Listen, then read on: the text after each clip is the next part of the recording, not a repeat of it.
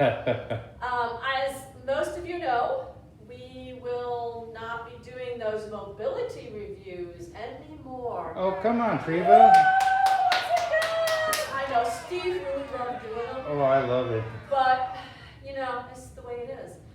So the question then is, well, you know, some of that information was very good and very helpful. So we will be offering those tests.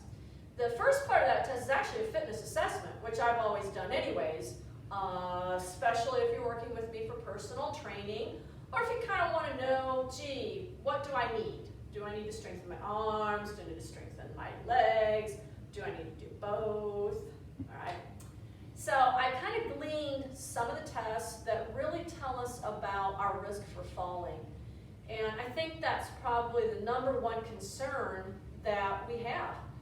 Because if I fall and I get injured, I'm out of the game. For how long? I don't know. We hope you come back to the game. But it can impede that ability to come back even and gain any momentum with that. So we want to find out, where do I fall in that risk for falling? We all have a risk. So Steve's going to help me do a test today to show, I shouldn't call it a test. Let's say a challenge. A challenge. It's a challenge. Steve is going to challenge me to see how my risk for falling might be. All right. You're going to notice the testing that the challenges that I'm doing. You've done them in the past. Okay, so the first one is, how many times can I get in and out of my chair in 10 seconds? Now, here's the thing. We know if I can get in and out of my chair 6 times within that 10 seconds, my risk for falling is pretty low. If I can't quite make it, my risk starts to get greater and greater, okay? Now, in the challenge, if you have to do this, we would certainly allow you to do that. But just so you know how the test should really, the challenge should really look, it's here. So when Steve says go, he's going to look at the watch, and then when he says stop, I had better have done 6 of these. So I hope you're all rooting for me to get my 6 in. All right, are you ready? I am. And go. 2, 3, 4, 5, 6, 7, 8, 9. And stop. Woo! I made it. Woo! Now, what's interesting about that is, if you notice, I was up and I was down. Okay? What doesn't count is this. That doesn't count, all right? So that in itself is an aerobic activity. It also builds strength in the legs. So if you've not been doing anything, there's a good place to start. Just get in and out of your chair. When you feel comfortable, time yourself. Can you do 6 of those in 10 seconds? Make sure your seat is against a wall so it doesn't move. And chairs with wheels are not a good idea, okay? But that's one challenge. The second challenge is the get up and go. So when he tells me to go, I need to do this in less than 10 seconds. Now, what's nice about this, I don't have to do that. I can push a little bit if I want to. All right, so when he says go, I'm going. All righty. On your marks, get set, and go. What was my time? 5 to 6 seconds. Woo, woo, woo, woo, woo. That 5 to 6 seconds is a very low risk of falling, okay? I don't recommend you doing this by yourself. If you notice when I came back, I almost missed the chair, and it did kind of move a little bit. But the other thing is, trying to time yourself while you're doing that is not a good idea, okay? So don't do that by yourself. All right, so this next challenge, I need Steve's help, because it's real hard to hold the ruler and reach at the same time. Not that I haven't tried.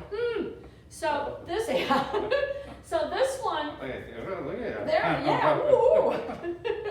So this challenge is, a lot of times we're reaching for things and we don't realize that that can cause us again to end up on the floor because we've gone too far. So I'm going to line up my fingertip right to the edge, and I'm standing straight-ish. And from here I'm going to reach 6 inches or more. If I can't get to those 6 inches, my risk for falling is a little higher. All right, here we go. All right. Where am I at?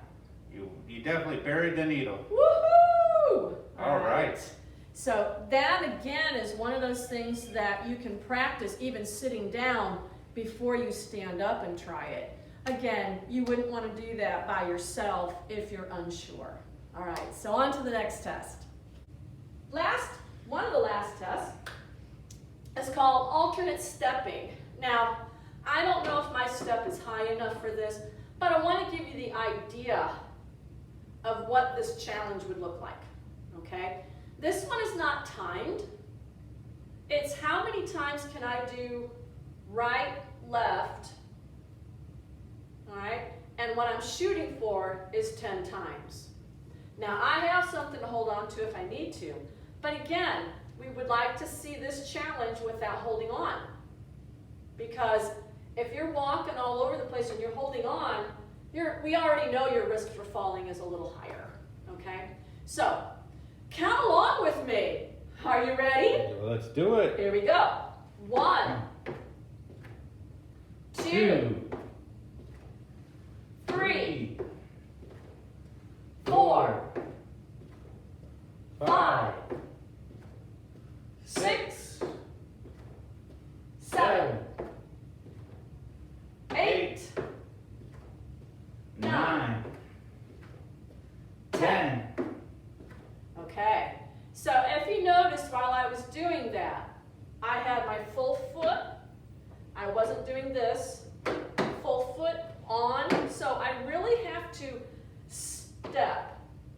Very important because a lot of our falls are really trips. We didn't pick up a foot and over I go and down I go. Okay, so that's why this challenge is real important. This challenge can be done as a timed challenge, and it would be doing 10 of those in 10 seconds. Now, I don't know what my time was, and I don't really care. And Steve, you just be quiet over there. All right? But it can be timed, or it can be, can I do 10 of those steps consecutively? Okay? So that's another challenge. The other challenge, and this is one of those challenges that you really kind of need to know yourself. If you know that if you move quickly and you get dizzy, this would be something you wouldn't even attempt, okay? But what it is can I turn in a 360 circle without holding on or having to stop? So it would be like this, okay? Pretty simple. Now, it would also be if I slowed it down a little bit and was doing a turn like this, this would be acceptable because I'm not holding on and I didn't stop. What we're looking for is this.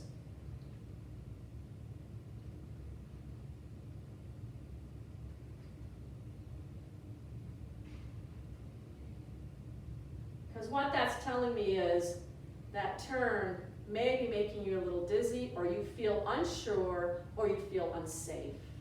So then we know we've got some issues to work with. Can we do some movements where you turn side to side, keeping your balance to the point where we can get you to go in that circle? And the other thing is, if I'm holding on to try and turn, you know, and I run out of places to hold on, and I'm in trouble, we know that that's just a higher risk of falling, okay? So those are really simple challenges that we will continue to do, and hopefully one day we will be doing them together and in class. Yes. Yay! If you're interested though, and you're kind of curious, well, I'd like to see what my risk level is, we could certainly work that out and be able to assess that for you and see what's going on. But these are the real simple ones. So yes, we will still be doing some of the stuff on the mobility review, but you won't see me out in the hallway grabbing people going, come on, you gotta do this. All right. Not that I did that before, okay, but that is one of the things that'll change. But we will still be doing some of those things. And if you have a request of, I really enjoy doing the mobility review, would you please do that for me? And I will. And Steve will smile the whole time. Yay! All right. So if you have any questions or any concerns, please call me. And Steve's going to put my number across the bottom. I feel so professional when I see that. It's wonderful. Anyways, thanks for joining me for Wellness Wednesday. See you next time.